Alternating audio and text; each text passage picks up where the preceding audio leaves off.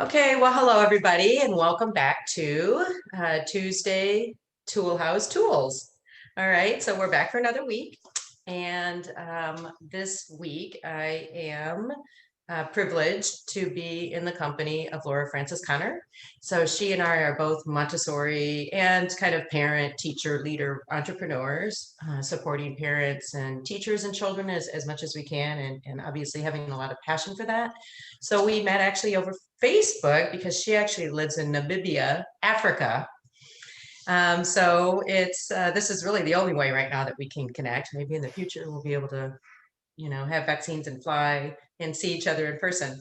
But we've been chatting, and I wanted to introduce all of you to her. So she has Montessori primary training for 3 to 6, Montessori elementary training, and she owns her own school. So she's done a lot in 8 years, found Montessori by mistake and just kind of went with it, opened up her own school. And now she also has her own business, a Montessori print shop. So that's super exciting as well. And she's also passionate about, well, she's married, but doesn't have any children yet. Is that right? Yes, So, that's yeah, no okay. children yet.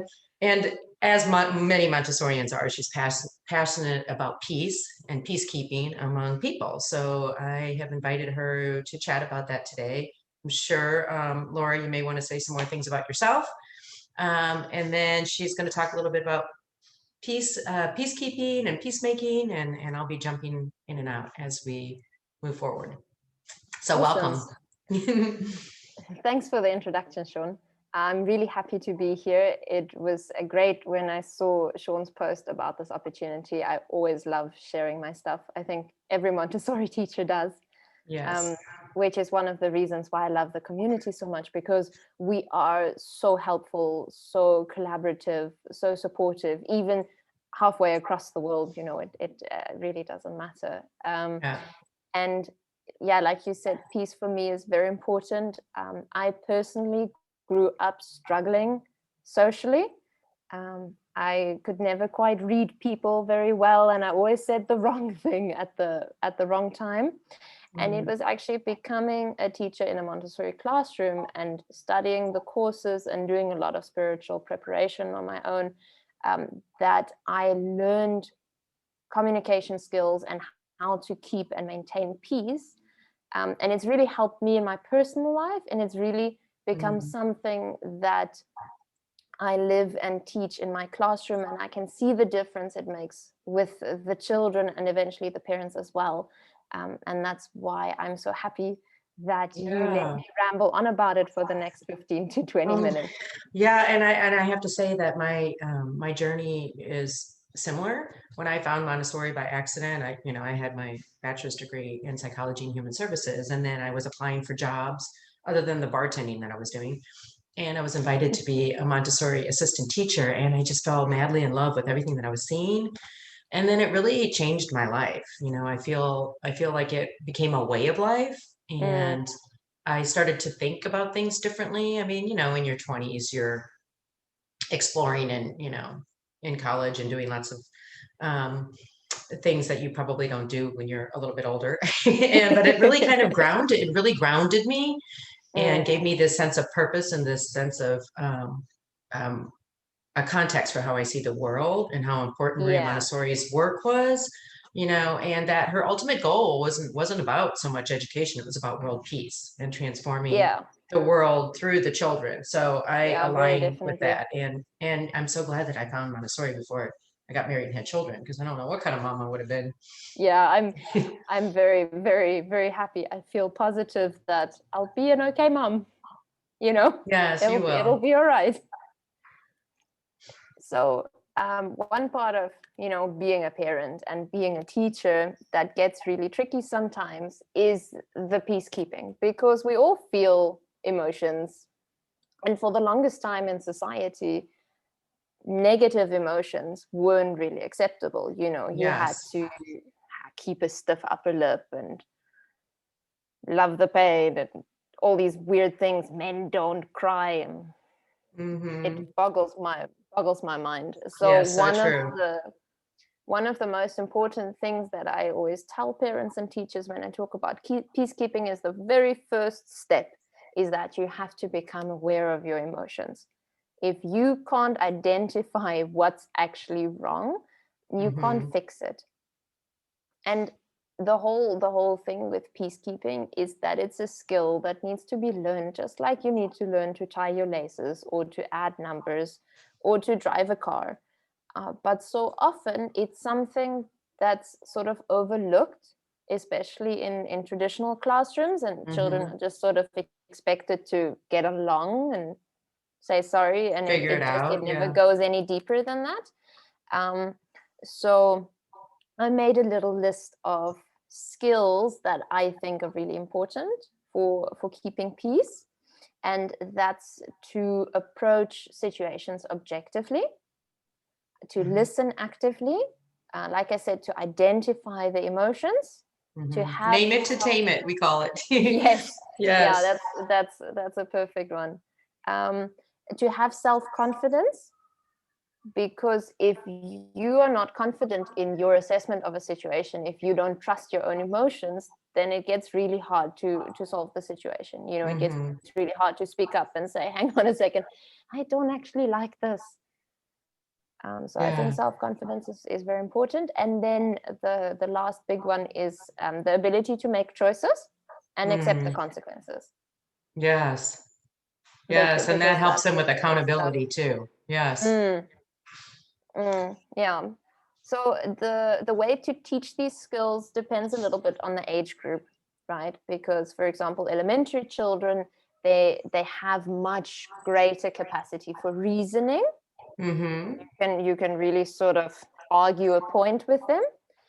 But with the little ones, you have to basically train them like we do when we present the spooning, for example, one of my favorite practical life activities, because you sit there and like it's quiet and you concentrate and you perfect the movement with the utmost concentration.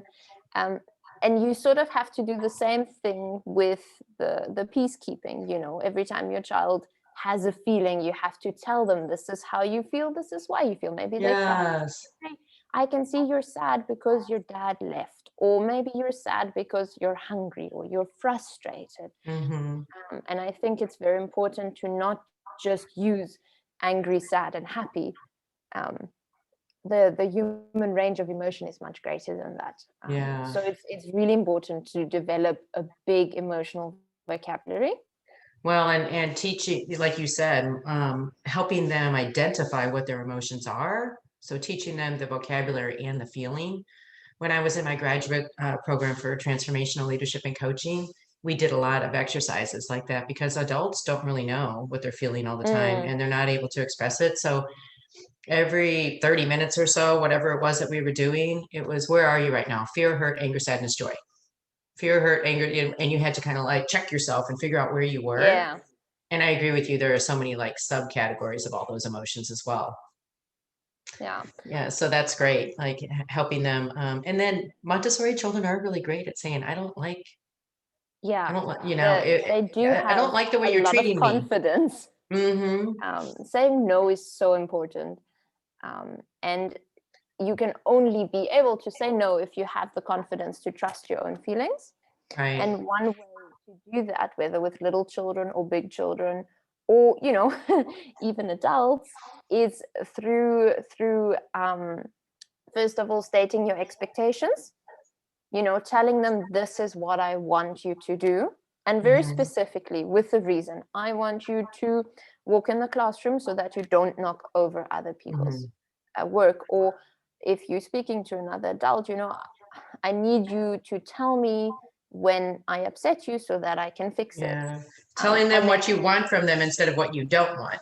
Yes. Exactly. Yeah. Like that whole positive language, you know, not don't run, stop. Doesn't help anyone. Stop what? Why? Yeah. You know, You're why all are you talking to confused. me?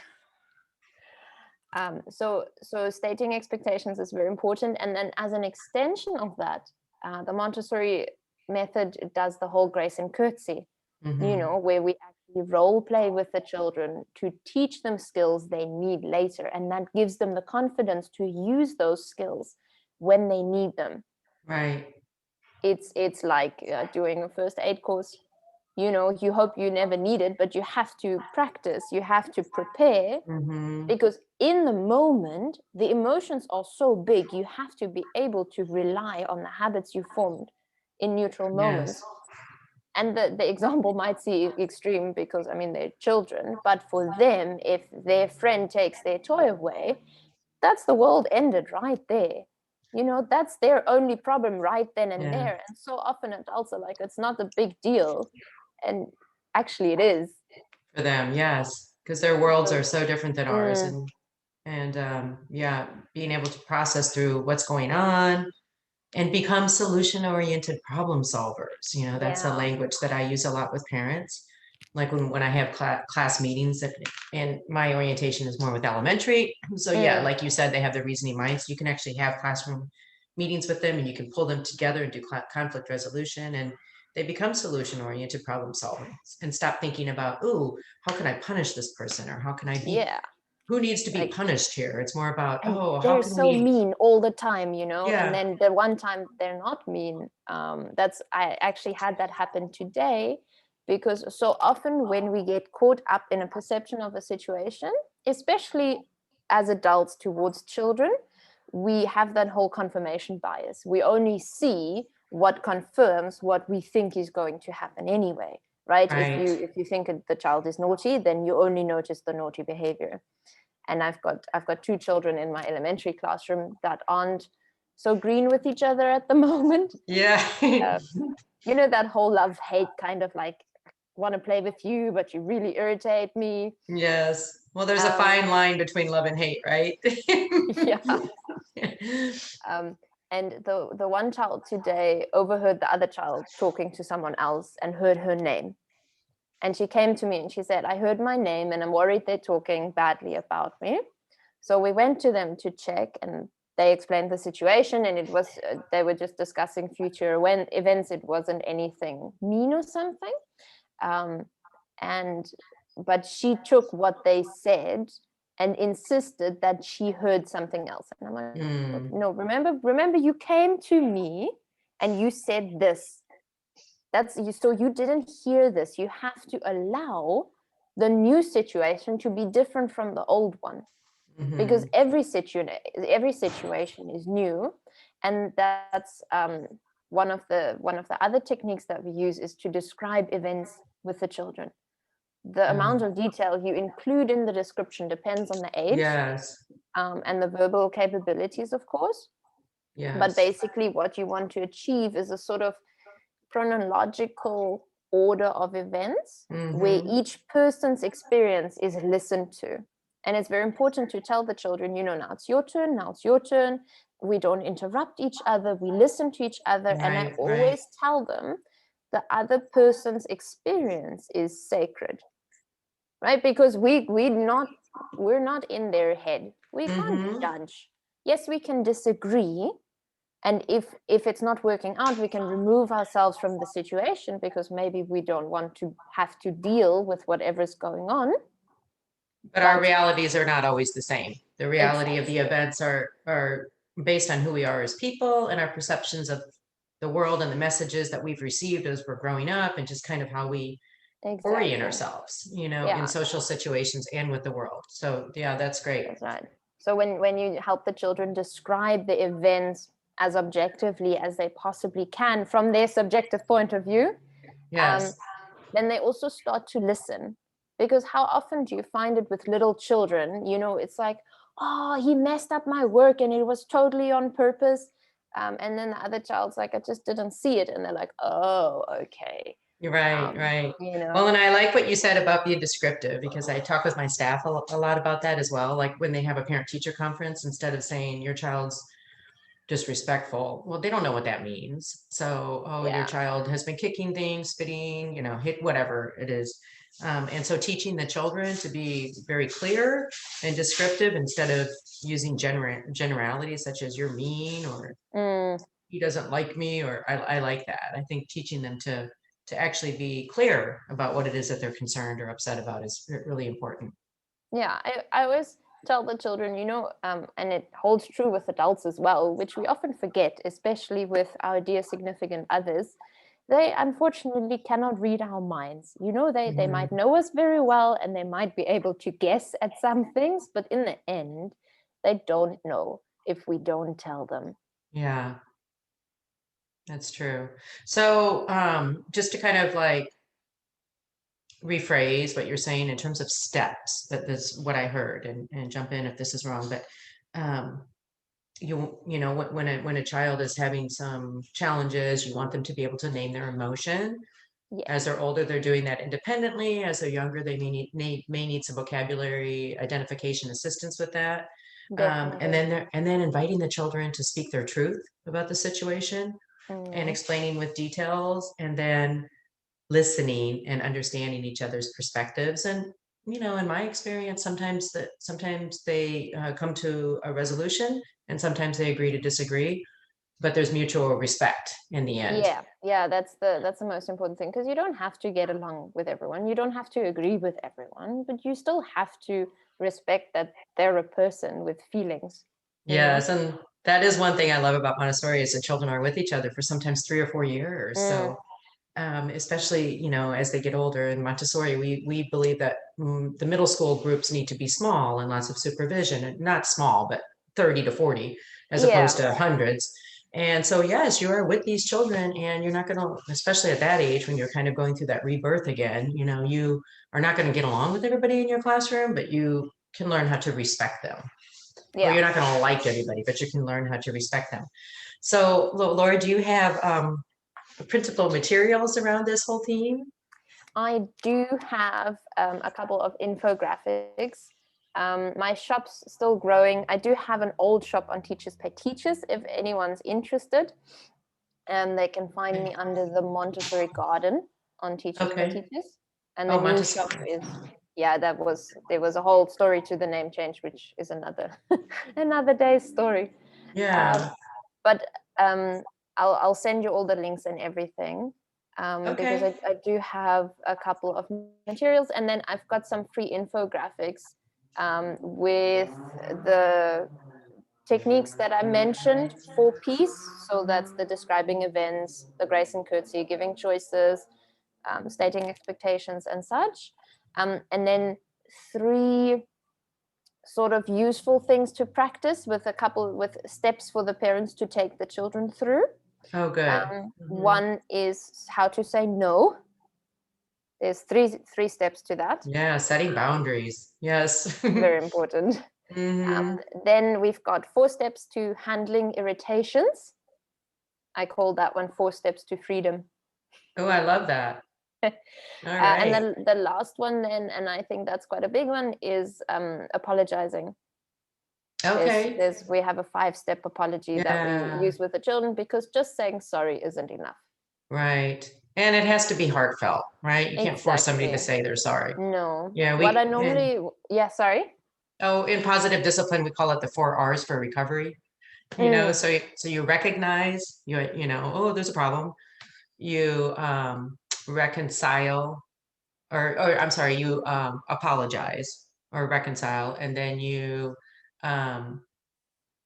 oh, I can't remember what the third R is, but the last one is resolve. So, basically recognize, um, resolve, reconcile, and resolve. And there's one more in there. But that anyway, one. yeah, just exactly like what you're saying, going through those steps. Yeah. And I think what's important to remember is, because you won't force an apology, because then it doesn't mean anything.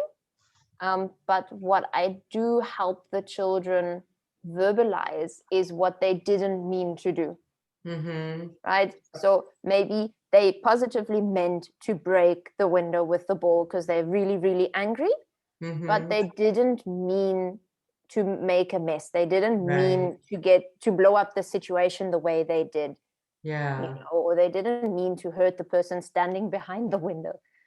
Yeah. And one of the things I used to do too in those situations was ask them, what ways what could you have done with your anger, in ways where we wouldn't have ended up with a broken window or somebody hurt, and so that they're generating those ideas and developing those critical thinking skills. And then Yeah, also, if they've hurt somebody else, oh, do you have any ideas about how you might be able to make him feel better? And that's right. sometimes they say, I'm so really, really sorry, and they give them a hug, or so, oh, I'll get you some ice. But, sorry is not everybody's go-to. Yeah. They're not going to say that because I'm really, really angry. I'm still angry and I'm sorry I hurt you, but I'm still angry, Yeah. and let's move forward and figure out how we're going to fix this. Yeah, exactly. So these are all great, and they can find these tools that you've mentioned on your website. I've got a link. It is on the website, but I'm currently redesigning the website, so it's not that easy to find. But what I'll do is when I post this video, I'll add the links to it as well, and I'll send the links to you as well, so that when you post the video, Great. you can share them too. Yes, and if parents or teachers or people want to reach out to you specifically for help, just with Absolutely. peacekeeping in general, we'll include your email too in the Yes, posting and of this. they can always find us on Facebook, Twitter, Yes, Instagram. We're there. excellent. All right. Well, thank you so much. This is amazing. Thanks, Shawn.